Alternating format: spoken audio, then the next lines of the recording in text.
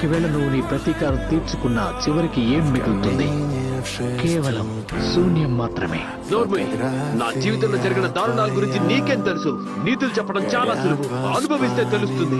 మెల్లగా శాంతించు సాస్కే. నీకు ఈ ప్రపంచం మొత్తంలో బాగా కావాల్సిన వాళ్ళని ఎవరైనా చంపేస్తే నీకు ఆ బాధ ఎలా ఉంటుంది? అప్పుడొచ్చి చెప్పు, వింటాను. ఎందుకంటే అప్పుడు నీకు తెలుస్తుంది నేను పడే వేదన.